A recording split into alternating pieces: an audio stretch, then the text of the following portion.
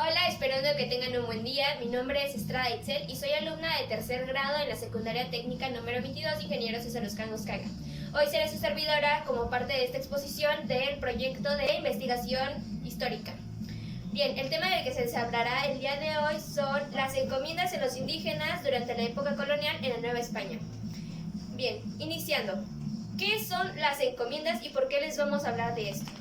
Les vamos a hablar de este punto, ¿por qué? Porque nosotros tenemos un acercamiento histórico con nuestra cultura a partir de mediados de la época colonial y todo lo que es la conquista. ¿Por qué? Principalmente esto porque aquí es cuando se da nuestro desarrollo cultural mayormente. Bien, pero ¿qué pasa después de la conquista y en la primera etapa de la época colonial? Principalmente surgen diferentes sistemas para controlarnos a nosotros y que los españoles pasen a lo que es el poder y control mayor de la sociedad. Pero, ¿qué tipo de sistemas se dieron? El principal y del que te hablaremos hoy es la encomienda. La encomienda fue una institución que surgió en la Nueva España como mecanismo para manejar lo que es la mano de obra. Su origen. Este es un dato muy interesante. ¿Por qué? Porque los españoles se beneficiaron y quisieron beneficiarse de todo lo que nosotros ya teníamos para que no se complicaran tanto el proceso de conquista, se puede decir, pero no conquista como tal, sino más bien control. ¿Por qué menciono esto? Lo menciono porque el sistema de encomienda surge a partir de 1523 y fue una modificación a beneficio de los españoles del sistema tributario mexica que nosotros ya contábamos. Bien, dentro de este sistema existen tres participantes, se podría decir. El primero es el encomendado. El encomendado es aquel español, principalmente conquistadores en la primera etapa, a los cuales se les encarga una cierta cantidad de indígenas y de una cierta cantidad de población, de territorio, que no les pertenece, pero algunas veces y muchas de ellas se apropiaron de esta, para que ellos los protejan y principalmente los evangelicen, que es otro tipo de conquista que se da durante esta época.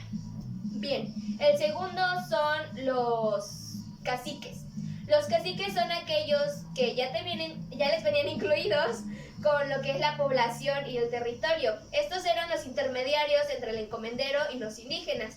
Él hablaba con el encomendero para hacer un cierto tipo de recolección, ya sea vegetales y, no sé, trabajo también, pero esto dependía de cada quien o cada región, ¿va?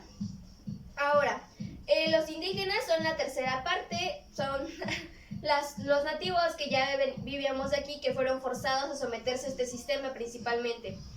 Ahora, me gustaría hablar sobre la evangelización principalmente. ¿Por qué? Porque durante esta época intermedia entre la época colonial inicial y el término de la conquista, surge otro tipo de conquista, la evangelización. Esto principalmente, inicialmente, los españoles no les interesaba para nada, al menos a los conquistadores, solamente les interesaba la riqueza y la gloria, el reconocimiento, títulos y así.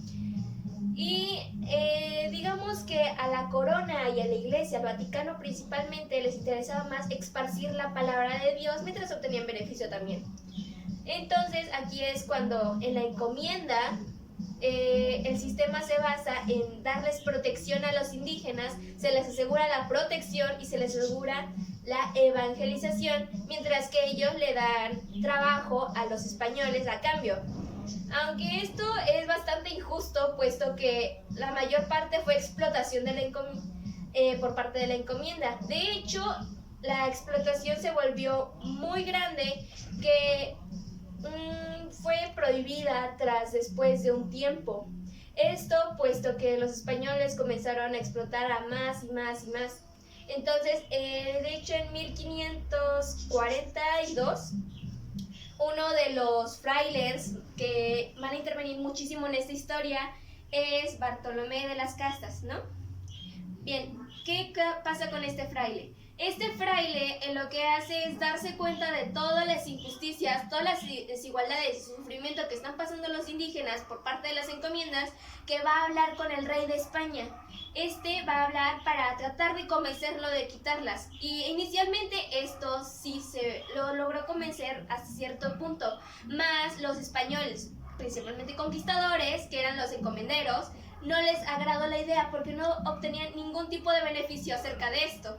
Por lo tanto, hubo demasiadas indiferencias que se llevó a un debate en Valladolid en 1550-1551, donde se aseguraba que los indígenas, por ser menores a ellos, por ser de menores capacidades y más aparte por no tener un pensamiento como el de ellos, ser inferiores prácticamente, merecían estar debajo de ellos y trabajar para ellos, además de que obtenían beneficios para la corona. Pero Bartolomé lo que hacía era que eran humanos como nosotros, mas no teníamos el conocimiento que ellos tenían y por eso debíamos seguir evangelizando, pero no de una manera tan cruel. Aquí este debate lo ganó Bartolomé, pero sí, las encomiendas siguieron, tal vez algunas de forma ilegal y otras no tanto, pero sí se redujo bastante, y a este debate provocó lo que es un incremento en los derechos de los indígenas. De hecho, la esclavitud de los indígenas jóvenes se prohibió. Pero bueno, las encomiendas se terminaron por inicios del siglo XVII. Bien, una vez sabiendo que al terminar las encomiendas todo cambió bastante y drásticamente, podemos concluir con que las encomiendas fue un sistema muy extenso y de maltrato principalmente hacia los indígenas. Esto los devastó muchísimo por las largas jornadas y de explotación, ¿verdad? Entonces esto hizo que descendiera la población indígena en gran parte, hasta que también los españoles fueron introduciendo lo que es más la esclavitud, pero ahora trajeron esclavos de otros continentes, como lo que es el africano. Principalmente nosotros queríamos obtener con esta exposición, esta explicación, que tú logres entender que nuestros antepasados, los del antiguo México, los nativos, sufrieron muchísimo durante esta época.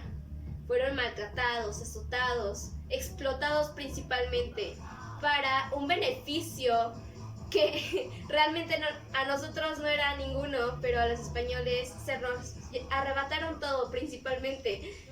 Se llevaron gran parte de nuestra cultura, lo destruyeron durante la evangelización. Fue un periodo no muy lindo, pero bueno, no puedo decir más. Eso es todo por mi parte. Espero que les haya agradado esta explicación y que la hayan entendido en todo su contexto. Pues bueno, esto fue todo. Gracias por su atención.